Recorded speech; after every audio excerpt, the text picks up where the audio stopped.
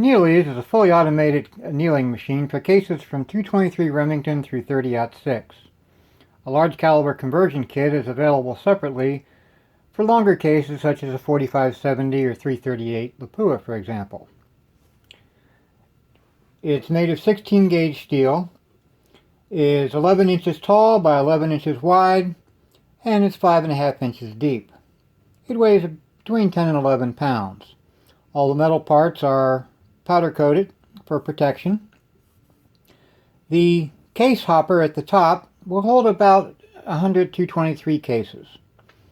The index wheels transport the cases from the hopper to the flame and from the flame down to the catch tub at the bottom.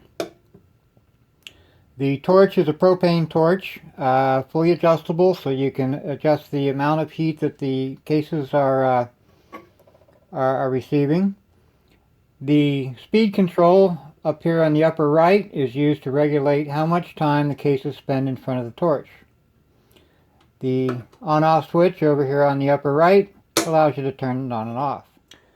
In the back, it has a 5-foot propane hose, so you can have a propane can externally, or you can use these Coleman propane canisters. They cost about $2.50 a piece, and each canister will anneal roughly 2,000 cases. On the upper left here we have the electronics for the speed control and the on-off switch. Over on the right is the motor and the motor mount. And there's a 1/2 inch bolt which allows you to adjust the nozzle. Notice that the propane can fits nicely into the back of the case.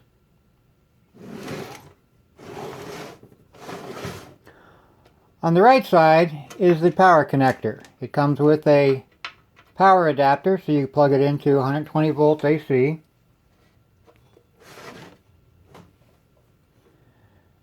And as I said, it's fully automated.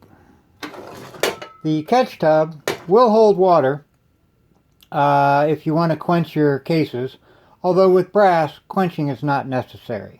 That's only done for steel, for case hardening steel and that sort of thing. With brass, quenching has very little effect, if any at all. I've loaded a number of 223 cases into the hopper. Cases should be deprimed prior to annealing. You should never put a case with a live primer in the Annealeez. And under no circumstances should you ever attempt to anneal a live cartridge. Before we light the flame, we'll check the operation of the index wheels and set the timer. You can start out with the timer in the middle position here with the indicator pointing straight up.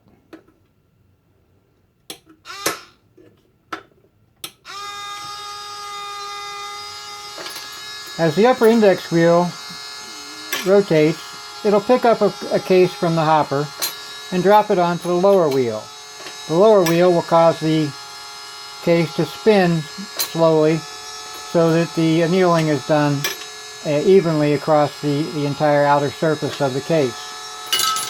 You should adjust your speed control so that the case is in the flame for roughly 5 seconds.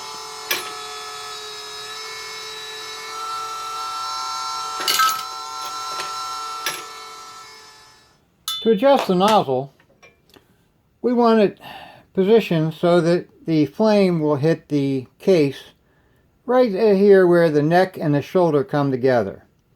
We also want to have it about 1 inch to 1.5 inches away from the neck of the case so that we can adjust the flame properly to get the appropriate amount of heat on the neck.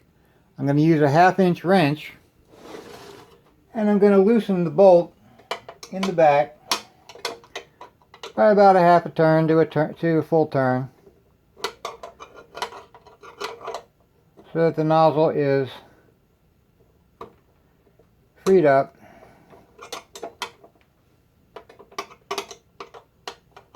and can be moved.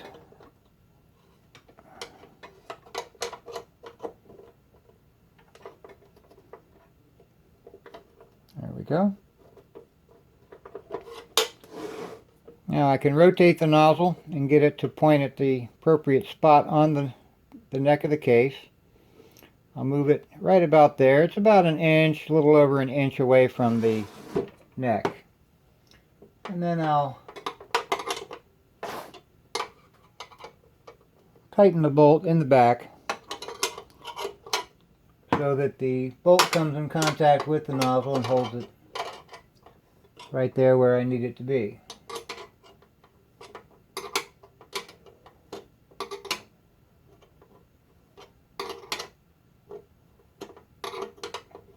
I'm just holding the nozzle in place so that it doesn't move while I tighten up the bolt.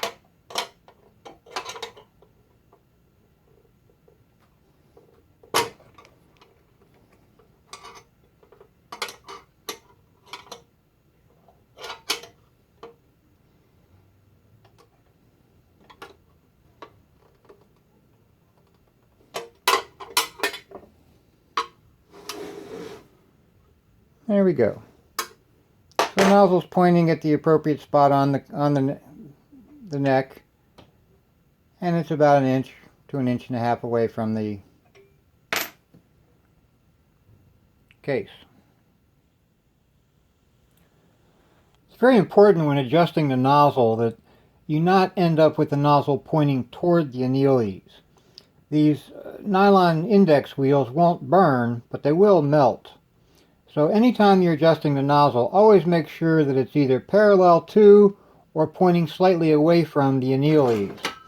You'll see with the adjustment I have here, the nozzle is pointing slightly away from the Annealeez. That's fine. Just make sure it doesn't point back at the Annealeez. You could damage the Annealeez itself and possibly melt these index wheels. Now that all of our adjustments have been made, let's go ahead and try it out. I'll use a lighter to ignite the torch, open up the flame adjustment, and adjust it so that the tip of the darker part of the flame is right about where the neck will be.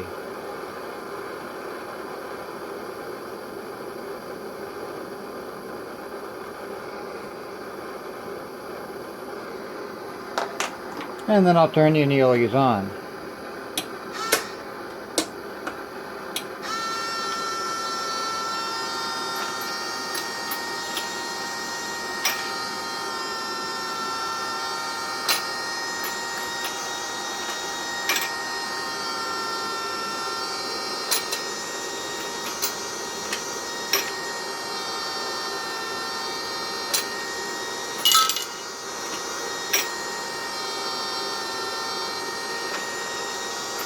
See, our cases are in the flame for roughly 5 seconds.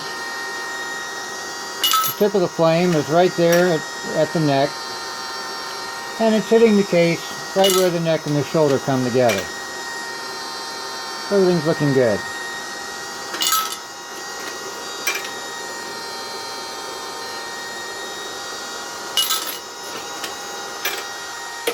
Now let's go ahead and take a look at one of our cases. Now what you should see is some discoloration from the neck down to right about here on the case. It's very light here. We might want to turn up the heat just a little bit, get a little more discoloration, but we don't want the discoloration to go too far down into the body of the case. Okay, take a look at one of the others.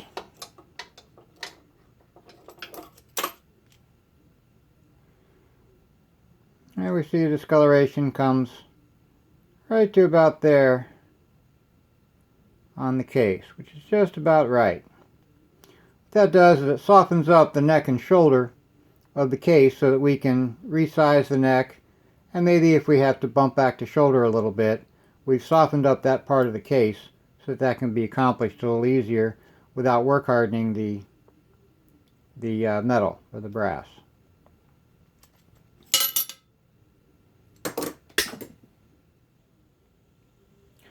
Now you have to be careful not to over anneal your cases. I'm going to blatantly over anneal one so you can see what it looks like. I'm going to crank the speed control way down so that the brass will be in the flame for way too long. And I'm going to light the torch up and adjust the flame way too high.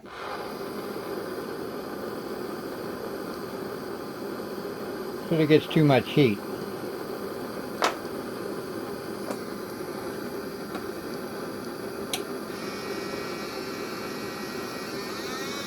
I'll turn it on.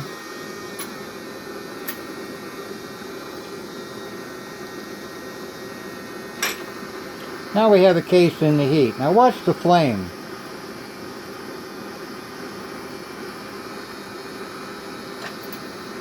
See how it begins to turn orange right there? That tells me that the material that the case is made of is actually cooking away. Now, whether that's tin or zinc or brass, I don't know, but we've actually removed some of the material that the case is made of. We also have the discoloration coming way down on the body of the case. It's right about down to there on this particular case. Okay, we don't want the discoloration to go down that far. We don't want to anneal the body of the case so much. We just want it to come down a little bit less than that. Let's try another one. And this time I won't even turn the motor on. I'll just go ahead and cook this piece of brass here.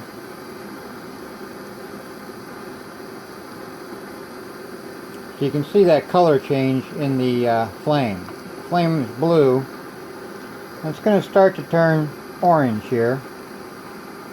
Once it starts turning orange like that, it's cooking away the actual material that the case is made of.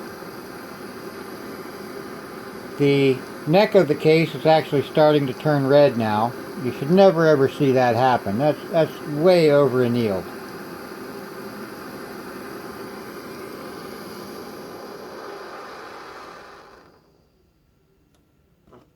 Let's take a look at that case. This case is ruined, by the way. I'm going to crush it and throw it away so I don't accidentally use it. You see now we have actual purple stripes and charred areas on the case. The discoloration comes all the way down almost to the halfway point on the case. This has just been way over annealed. You should never see this charring and this blackness here. A little bit of coloration is okay.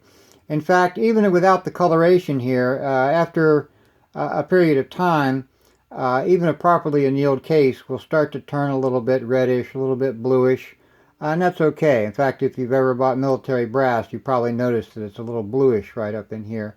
That's okay. It'll eventually turn that color on its own anyway. But this case is ruined. It's been annealed way too high up on the body here, and we've got charring, and we've actually cooked away part of the case. So that's an over annealed case. I'm going to throw that case away so I don't accidentally use it in my annealing process. So you want to make sure your case is only in the flame for about 5 or 6 seconds, and that your flame is not cooking that case or applying too much heat to that case.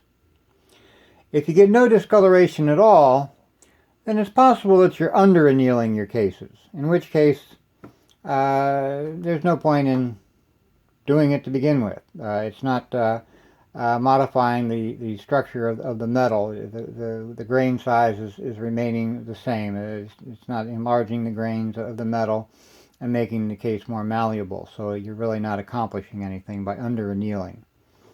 With a little practice, you'll be able to anneal your cases just perfectly for reloading. Now, remember I mentioned that the cases that we over annealed had the discoloration way up here on the body. Well, why is that bad? We're softening the case. If it's not charred and we haven't done it too badly, Why is it a problem if the discoloration or the softening comes way up here on the body? Well, let me explain. There are 4 parts of a cartridge case that we're interested in for this discussion. The neck holds the bullet.